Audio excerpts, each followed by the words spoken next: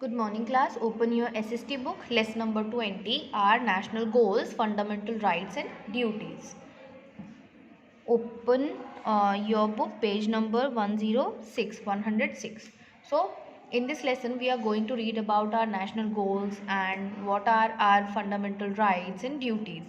But first we should know what is fundamental right, and what is our fundamental duties.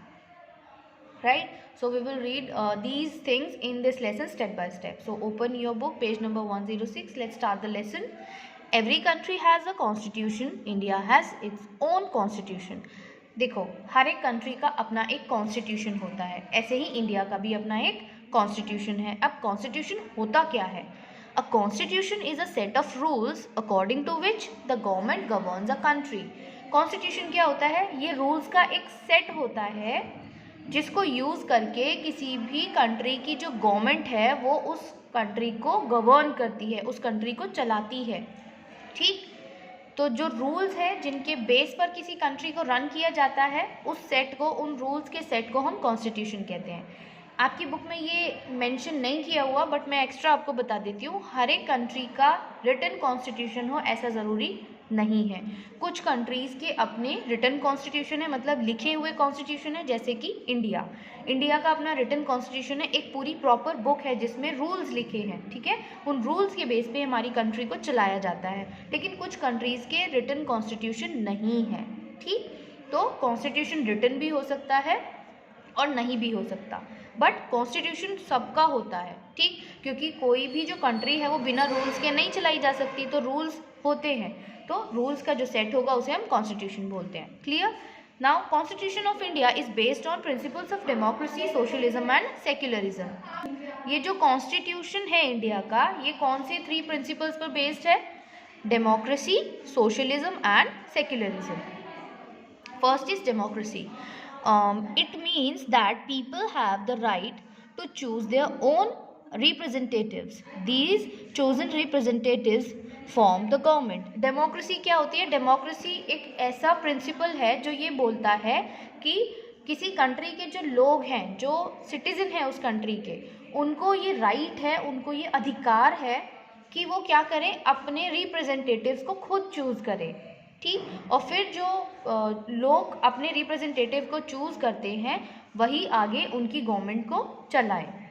जैसे कुछ countries ऐसी है जहाँ पर किंगशिप है, मतलब वहाँ पर जो किंग होता है वही कंट्री को चलाता है. फिर किंग का जो बेटा है वो किंग बन जाता है, किंग के बाद देन उसका बेटा, ऐसे करके ये चलता रहता है.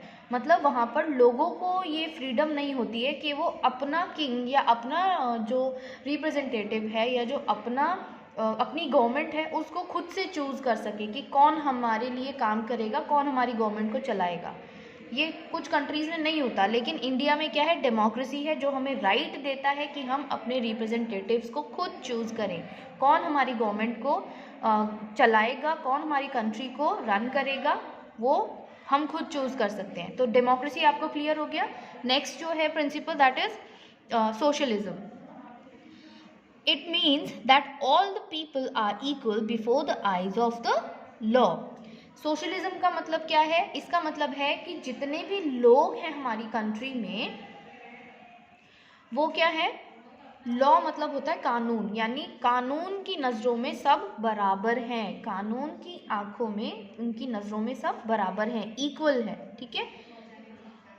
The laws are made to benefit everyone. ये जो लॉज बनाए गए हैं, जो कानून बनाए गए हैं, लॉज बनाए गए हैं, ये किसके लिए बनाए गए हैं? सभी के बेनिफिट के लिए, सभी के फ़ायदे के लिए. There is no discrimination between the rich and poor. ऐसा कोई डिस्क्रिमिनेशन नहीं है कि लॉ ये कहता है कि आप रिच हैं तो आप गलती नहीं कर सकते, या आपको कोई पनिशमेंट नहीं मिलेगी, या आप पुअर हैं तो आप ही गलत हैं. ठीक, ऐसा कुछ नहीं है, क्योंकि लॉ जो है उसके लिए सभी इक्वल हैं, फिर चाहे वो रिच हो, पुअर हो. ठीक, सब इक्वल है. सोशलिज्म आपको समझ आ गया.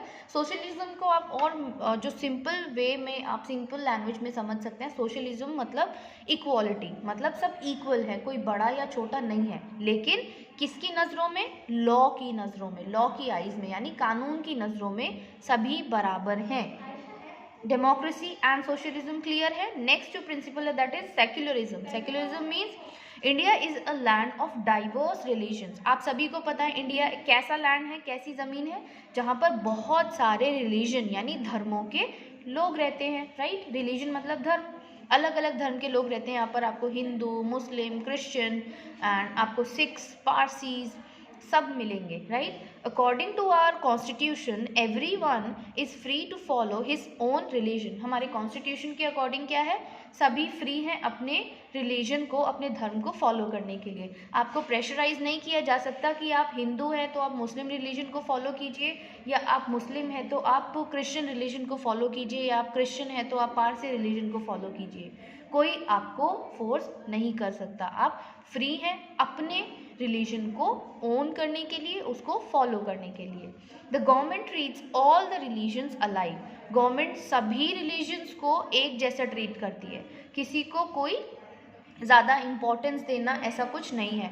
कॉन्स्टिट्यूशन की नज़रों में, कॉन्स्टिट्यूशन में क्या है, रूल्स हैं, ठीक है, लॉज हैं, उनकी नज़रों में सभी बराबर हैं. कोई रिलीजन बड़ा या छोटा नहीं है, कोई रिच एंड पुअर नहीं है, सब बराबर है.